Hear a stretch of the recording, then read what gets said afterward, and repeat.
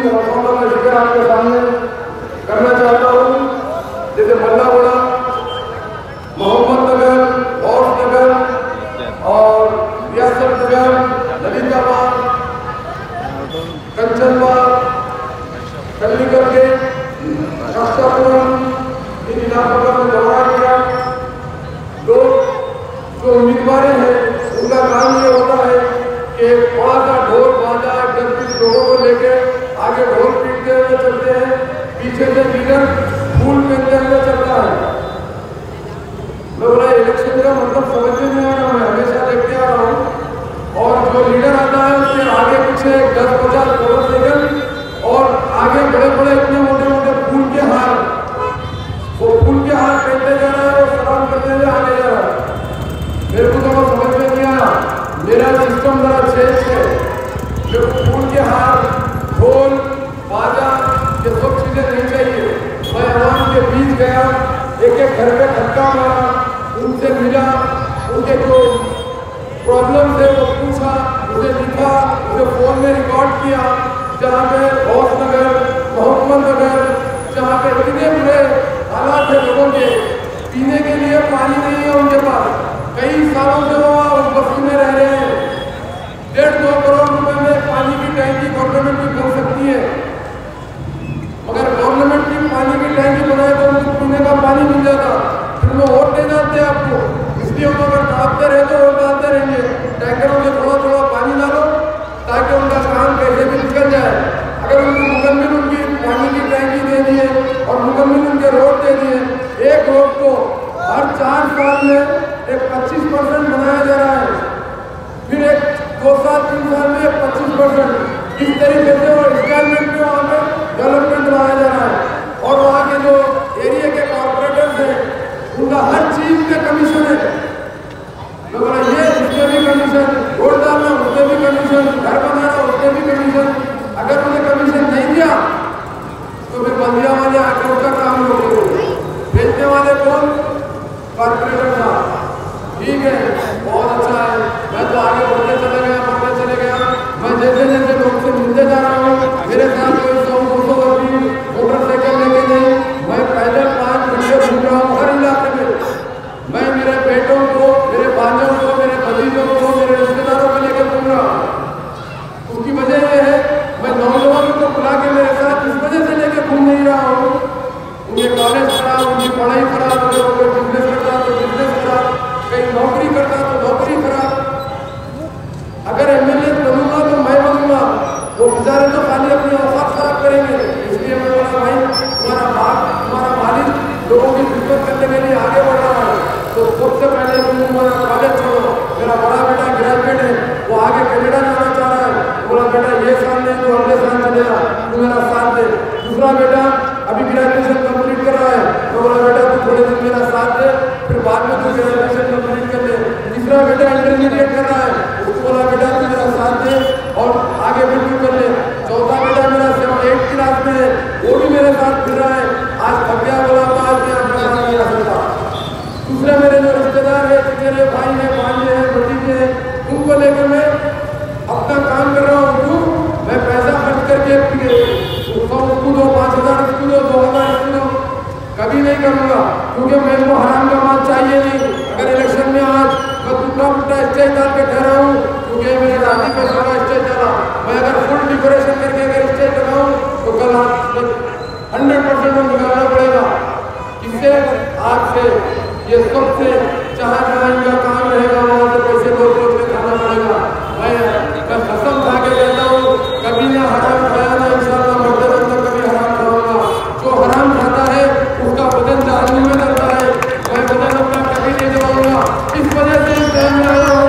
लोग मुझे कह रहे हैं अरे पॉलिटिक्स को बड़ी गंदी चीज है, आप क्यों जा रहे? पॉलिटिक्स गंदी है, आप क्यों जा रहे? मैं उनसे सवाल करना चाहता हूँ, पॉलिटिक्स कभी गंदी चीज ना रहेगी अगर आप सही उम्मीदवार को चुनेंगे। आप जज करेंगे कि ये उम्मीदवार ईमानदार है या नहीं है। हमारे पास वक्त नहीं है, एक कपड़ा खरीदते हैं तो 10 कपड़े बदल के देखते हैं, एक शूज खरीदते हैं तो पहन के उसकी पसंद से देखते हैं। मगर हमारे को यह ख्याल नहीं आ रहा है कि भाई हमारा जब कोई लीडर चुन रहे हैं तो उसके अंदर क्या क्वालिटी होना है। उन्हें नमाजी है, सुने अगर दीन की बात करता तो उसके चेहरे पे सुन्नत है या नहीं, मेरे प्यारे नबी की सुन्नत है या नहीं, या उन्हें ईमानदार है या नहीं, 5 वक्त की नमाज पढ़ता है या नहीं, अगर ये सारी चीजें उसके अंदर है तो मैं कहता हूँ उसे वोट दो, बराबर वोट का हकदार है, क्योंकि वो ईमानदार है। उसके लिए देखिए उठा के रिकॉर्ड, कहीं उसके चोरी के, उसके ऊपर लैंड ग्रैबिंग के, उसके अंदर कोई केसेस में मुलविस है, जरूरी होता है वो देखना। मगर हमारे पास बस आंख बंद करें, वो एक बोल दिया कि भाई वो दूसरा हमारा है, वो ताजमहल हमारा है, वो चाय वाला है, वो बिस्किट वाला है, वो फलाना है, उससे हमारा कोई लेना देना नहीं है। हमारा लेना देना है हमारे डेवलपमेंट से लेना देना है हमारे को। अगर हमारा डेवलपमेंट एक एमएलए का काम मजहबी चीजें करने का नहीं होता, मजहबी चीज हमारे अपने ईमान के साथ जुड़ी हुई रहती है। एक एमएलए के साथ एक एरिया में, एक एमएलए के एरिया में हिंदू मुस्लिम सिख ईसाई सब भाई रहते हैं, सबको देखना उसका काम होता है। वो एक कम्युनिटी को अगर बोला कि मैं सिर्फ इस कम्युनिटी को ही काम करता हूँ, उस कम्युनिटी का नहीं करता हूँ, तो ऐसे लीडर को चुनने की जरूरत ही नहीं है। सबसे पहले हमारे अंदर क्या चाहिए? इंसानियत चाहिए। हमें हमारे अंदर इंसानियत चाहिए। अगर हमारे अंदर इंसानियत है तो हम धर्म की बात करें, मजहब की बात करें तो सब बेकार है। मैं आपके बीच एक ही चीज लेके आया हूँ कि मैं यहाँ पे आऊँगा तो मैं यहाँ के डेवलपमेंट के ऊपर नजर रहेगी, मैं किस तरीके से मेरा ऑफिस सेटअप करूँगा वो मैं आपके सामने बताना चाहता हूँ। 24 घंटे हमारा ऑफिस काम करेगा, 3 शिफ्ट में मैं अपने ऑफिस के स्टाफ को रखूंगा। 8 घंटे एक स्टाफ काम करेगा, फिर 8 घंटे एक स्टाफ काम करेगा, फिर 8 घंटे एक स्टाफ काम करेगा। इस तरीके से 24 घंटे आपके बीच एक एमएलए का स्टाफ अगर काम करेगा। फिर आपको अगर कोई पुलिस का प्रॉब्लम, कोई एक्सीडेंट प्रॉब्लम, कोई भी ऐसी चीज जो रात में या दिन में आई तो मेरा एक इमरजेंसी कॉल, मेरा इमरजेंसी फोन रहेगा तो 24 घंटे खुला रहेगा। कोई बहाना नहीं करूँगा इंशाअल्लाह, मैं वो फोन का फौरन रिप्लाई दूंगा। मैं इसी चंद्रा लिखने में रहूँगा, मेरी ऑफिस भी यही रहेगी और इंशाअल्लाह ताला मैं वहाँ से आने के लिए सिर्फ 5 मिनट लगेंगे, आपके पास पहुँचने के लिए सिर्फ 5 मिनट लगेंगे। अगर आपके बीच में रहूँगा कोई काम करूँगा। और एक एमएलए की जिम्मेदारी होती है अपने ये पूरे हफ्ते का, जब मैं पैदल दौरा कर रहा हूँ तो 4-5 घंटे लग रहे हैं। 4-5 घंटे इसलिए लग रहे हैं, एक आदमी से मैं सवाल जवाब कर रहा हूँ, वो भी मुझसे पूछ रहा है। यहीं पर आ गए लड़के ने मुझे पूछा, भाई आपका मैनिफेस्टो क्या है बताइए, आप आगे क्या करना चाह रहे हैं हमें बताइए, ताकि हम भी सुने आपको वोट देने से पहले। तो मैं उनसे फौरी कहने लगा, मेरा मैनिफेस्टो हिम्मत करना है और डेवलपमेंट लाना है। डेवलपमेंट में जितनी चीजें हैं वो मैं आपके साथ ईमानदारी से करूँगा, आपके साथ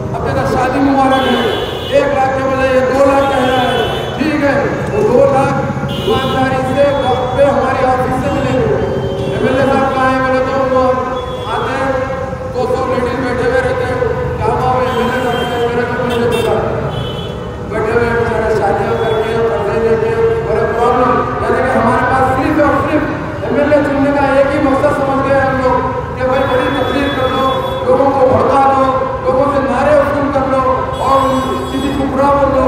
मैं बाप का बाप हूँ, मैं जो है बादशाह करूँ, मैं बादशाह बनाता हूँ। और सीएम साहब की भी बात होगा, इसके आगे बादशाह कोई नहीं बना सकता, बादशाह बनाने वाला वो मालिक बैठा है। और जब वो मालिक जब बादशाह बनना है, बादशाह बनना है, आप बना सकते हैं दुनिया में कोई है। अरे बादशाह तो छोड़ो, आप एक एमएलए नहीं बना सकते, उनकी सीट नहीं बचा सकते, उनका हाथ नहीं उठा सकते अगर रख पकड़ा तो। देखिए इतने बड़े सीएम है हमारे एक्स सीएम साहब, उनसे सामने से एक आदमी बैठा हुआ है, एक वोटर है, एक वोट देने वाला है, गरीब है, सामने से बैठ के पूछता है क्या हुआ, 14% रिजर्वेशन देते बोले थे, अब तक दिए नहीं। वो फौरन बोलता है बैठ जा, बैठ, तेरे बाप को भी बोलूंगा बैठ। वो आदमी को नहीं पहचाना, वो समझ रहा है कि मैं सीएम हूँ, हमारे एक्स सीएम है। वो एक आदमी अगर वोट डाला तो आप एमएलए बनेंगे, उसके बाद सीएम बनेंगे। आपकी ताकत आपकी है, समझ रहे हो। सब एमएलए, मिनिस्टर, चीफ मिनिस्टर ये समझ रहा है कि मेरी जाती ताकत पे मैं बात कर रहा हूँ। ये गरीब आदमी जो आपको वोट देता है ना, उसकी ताकत आपको मिली तो ही आप एमएलए बने और आपके अंदर ताकत आई। आप उस सबका जवाब देंगे, आप अपने अंदर की सलाहियत बता दिए दुनिया को कि आप चीफ मिनिस्टर बनने के काबिल थे ही नहीं। आप उससे ये कह सकते थे, आप उससे ये कह सकते थे कि हम अपनी कोशिश कर रहे हैं, हम स्टेट में कोई काम पास कराए जाए, सेंटर में रुका, कोई भी बहाना झूठा ही बहाना था, अगर आप अच्छी बात करना था। एक वोटर नहीं है वो, तेलंगाना का हर वोटर वही है, हर वोटर के साथ देखिए हम अलग होके उसकी तरह हम बैठेंगे। और एक वोटर नहीं है वो, अगर उसको उसकी जगह मैं रहता तो भी वो यही कहता, आप रहते तो भी वही कहता, आप रहते तो भी वही कहता, उसके अंदर सलाहियत है ही नहीं। एक वोटर को सही जवाब नहीं देगा तो इतनी बड़ी हुकूमत कैसे चलाएगा। और हम लोग ये समझ रहे हैं हमारे अंदर कितनी ताकत है, नहीं है किसी में भी ताकत। आवाम अगर वोट दी कोई ताकत आपको मिलेगी, वो ताकत का अगर आप आवाम के ऊपर इस्तेमाल करें तो आप कभी भी फिर जीत नहीं सकते। आज ऐसी दादागिरी हो गई है, जमहूरियत का मजाक उड़ाया जा रहा है। कहीं किसी को जलसे के लिए देखिए कि बहादुरपुर और अंडरपुर में कोई जलसा था, भले वहाँ की आवाम को अगर वो आदमी समझ लेती है तो वोट नहीं देगी, मगर जमहूरी निजाम हमारा ये कहता है तो अपना स्पीच कर सकता है, प्रचार कर सकता है, किताब कर सकता है आवाम से। मगर कुछ शरपसंद अनासार आते हैं, जलसे को धर्मगत कर देते हैं, स्टेज के कुर्सियां तोड़ देते हैं और पब्लिक को मार के बुला देते हैं। उसके बाद होता यह है कि पुलिस उसे अरेस्ट कर लेती है और उस जलसे को नाकाम बना देते हैं।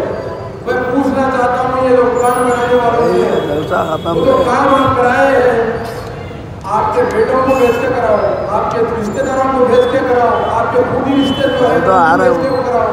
आप किसको भेज के कराते हैं? हमारे मासूम भाइयों को जो मोहब्बत में आके ये काम करते हो, दोनों मुसीबत में। अगर आप भतीजी लीडर हैं तो उनको बचाना था, आप अपने बेटे को, भतीजे को, मौजम खान साहब के बेटे भी होंगे, भतीजे भी होंगे, रिश्तेदार होंगे, तो रिश्तेदारों को भेज के वो काम कराना था। जब मैं मानता था अरे भाई ये लीडर के बच्चों को, भतीजों को गुस्सा आया करे होंगे, कोई बात नहीं, चलने दो, उनको समझाओ, मौजम भाई उनको समझाओ, नेक्स्ट टाइम ये काम मत कराओ। मगर वो काम आप अपने रिश्तेदारों से नहीं कराते, मेरे बच्चों से, हमारे बच्चों से कराते, ताकि हम उनके केसों में मुलविस हो जाए, उनके गुलाम बन जाए। अगर हम पेशी को नहीं गए पुलिस पकड़ लेती, फिर उसके बाद वो बच्चा इतना मजबूर हो जाता कि बस उसके उनको बैठो बोले बैठता, उठो बोले उठता, वैसे बच्चे कर लिए होंगे।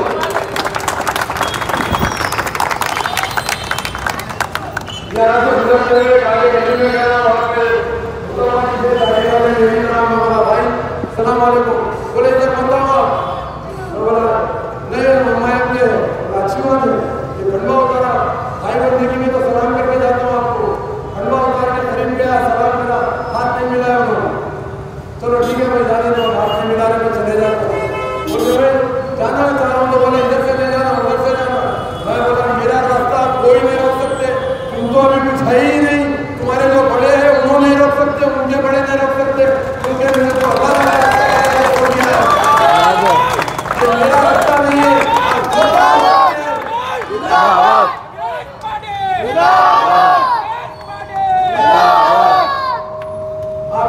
समझ सकते हैं।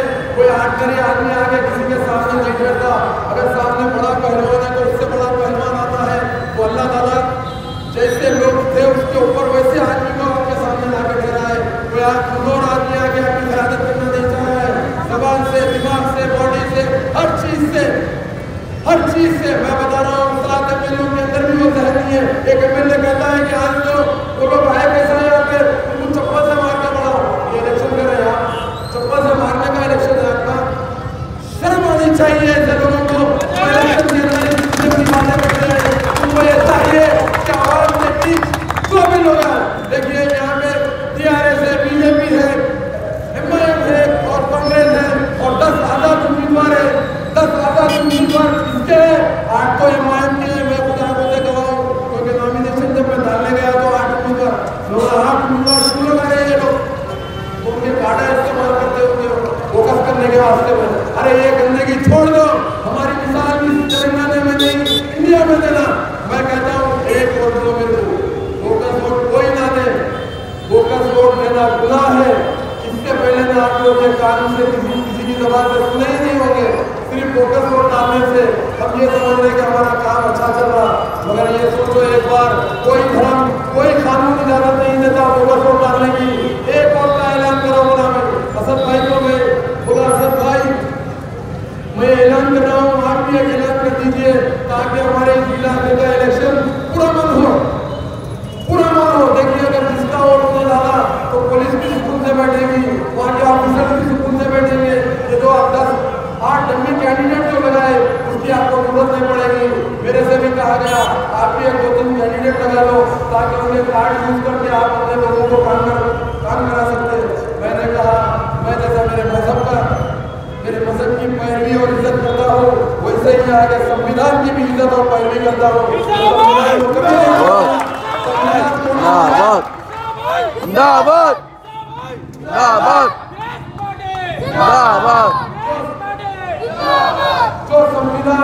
जो संविधान की इज्जत नहीं करता वो अपने आप को इंडियन कह ही नहीं सकता। अगर मैं मेरी एक बात आपके सामने रखूं कि इंडियन किसको कहते हैं और उसके अंदर देश की मोहब्बत कैसी होती है, मैं आपको बताना चाहता हूँ। मैं जब अमेरिका जाता हूँ मेरे बच्चों के साथ, जब हम वहाँ पे उस गौरव में ठहर के हमारा मेडल उनके लिए जब मेडल जीत के लाते हैं तो हमारा तिरंगा लेके जब हम लहराते हैं तो हमारे हाथ से आंसू जारी हो जाते हैं।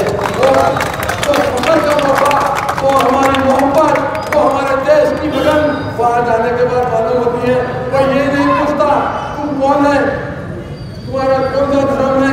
वहाँ जाते हैं बोलते वेयर फ्रॉम, तुम कहाँ से हो, तो फौरन हम फखर से कहते हैं आई एम इंडियन, मैं हिंदुस्तानी हूँ, मैं हिंदुस्तान से आया हूँ। तो ये हमारे फखर वहाँ जाने के बाद मालूम होता। और जब हमारे कॉन्स्टिट्यूशन में कोई हम जो है अपने कानून को, हमारे कानून की इतनी इज्जत करना चाहिए जैसा हमारे देश की इज्जत करते हैं। तो ये पॉलिटिशियन इस कानून को एक मजाक और एक तुम आगे ना तुम एक नंबर के बनाने का हम आप दे रहे हैं, उन्हें वोट ऐसे दे रहे हैं बस आए। वो कह रहे हैं मुझे पैसा करने की जरूरत नहीं है, मुझे पद यात्राओं की जरूरत नहीं है, घर में बैठ के भी मैं जीत सकता हूँ। मैं कहता हूँ घर में बैठ के छोड़ो, आप पद यात्रा करके भी आप जीत नहीं सकेंगे क्योंकि आवाम के बीच आज कोई सही आवाज खड़ा है।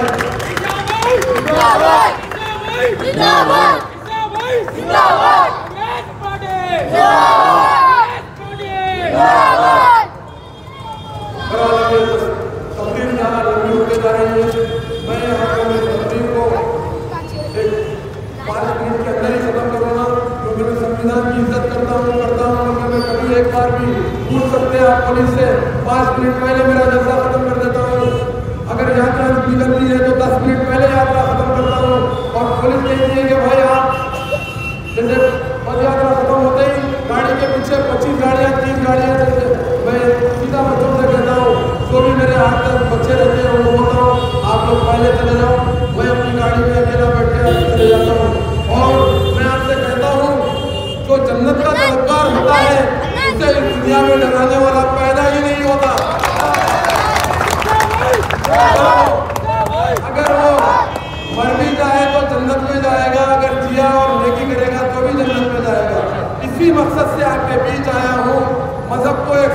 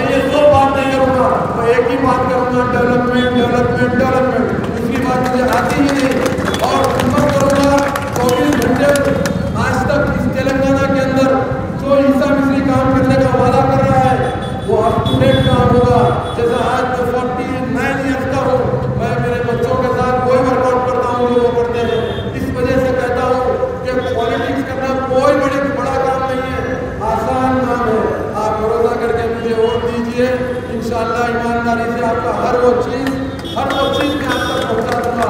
मैं आप लोगों का वक्त ज़ाया नहीं करूँगा। मैं ईमानदारी से एक चीज़ फिर दोहराता हूँ, असद भाई और यहाँ के MLA साहब से गुजारिश करता हूँ, जैसे ईसा नबी साहब से कह रहा है कि एक वोट अपना ज़ाती वोट, अपनी फैमिली का एक वोट, किसी और का वोट कोई नहीं है, ना किसी का वोट ताके डाले, ना मासूम बच्चों को मैं ये अपील करता हूँ कि छोटे बच्चों को ख्वाहिश होती है कि मैं पहली बार आके जल्दी वोट डाल दूँ, इसका भी मिला लिखा के डाल दूँ। मैं उन बच्चों से कहता हूँ बेटा तुम वोट प्रतिशत मत डालो, तुम कानून की भी गिरफ्त में आ रहे हो और उस मालिक अल्लाह की गिरफ्त में भी आ रहे हो, तुम वो काम कभी मत करो। नौजवानों से भी कहता हूँ कि देखो अपने भाइयों को, भतीजों को, जो रिश्तेदार हैं उनको आप समझा सकते हैं, मेरी बात से ज़्यादा आपकी बात मदद रखती।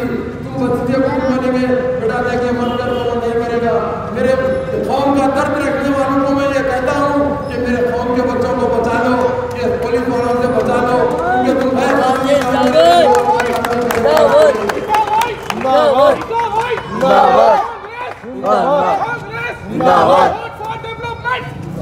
Vote for development, vote for change. एक बार चेंज लाके देखिए, उसके बाद इंशाअल्लाह ताला हमारा ये एरिया, आपका MLA एक आम आदमी की तरह घूमेगा, आम आदमी की तरह बैठेगा। अगर आपके पास लंच में पहुंच गया दुकान में तो वहीं बैठ के लंच कर लेगा, ये वादा भी है। और आप सबसे एक इम्पोर्टेंट बात कह रहा हूँ, मैं भी एक बिजनेसमैन हूँ, बिजनेस करते हुए ये काम करना नहीं चाहता। जैसे ही इंशाअल्लाह ऐसे इलेक्ट होगा, मेरा बिजनेस मेरे नौजवान बच्चों को दे दूंगा और मैं सिर्फ खालिद अल्लाह की और अल्लाह की कसम खा के कहता हूँ, खालिद अवाम की खिदमत के लिए मैं आ रहा हूँ।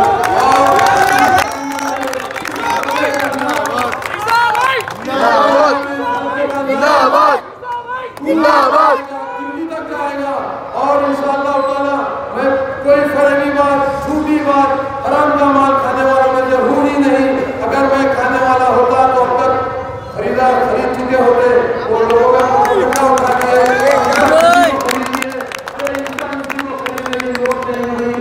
दुनिया में ईसा मसीह को खरीदने वाला पैदा ही नहीं हुआ और न पैदा होगा, क्योंकि ईसा मसीह के पास वक्त दिया है अल्लाह ताला ने। ऐसे नौजवान बच्चे हैं जिसको देख के कई उनके जो है लोग चाहने वाले हैं। मेरे माशाल्लाह से बच्चे 5 वक्त नमाज़ी है, होने भी चाहिए। अगर नमाज मैं पढ़ रहा हूँ या मेरे बच्चे पढ़ रहे तो कोई वो नहीं, अपनी नफ्स के लिए पढ़े। अगर नहीं पढ़ेंगे तो फिर आपके सोच का भी इंसान होगा। मैं आपके सामने मेरी बात को खत्म करते हुए आपके सामने छोटा सा डेमो देना चाहता हूँ। ये तस्वीर तो नहीं रहेगी, अपने भाई का सेकंड 2 नंबर ईसा बिन उबैद तस्वीर नाम रहेगा, यहाँ तस्वीर रहेगी, यहाँ हाथ का निशान रहेगा और ये बटन है, इसको दबाने से लाल लाइट ऐसी नजर आएगी, इस पर बटन दबाइए और अपना एक जाति वोट डालिए। और मैं 14 दिन हो गया है असद में ये अपील करके कि आप भी अकेला कर दें ताकि हमारे इलेक्शन आसानी से हो, लेकिन डरे नहीं, क्योंकि ये भाग दौड़ करते हैं, इसकी वजह से हमारे लोगों को तकलीफ होती है। जो यहाँ पे आए मेरी आवाज़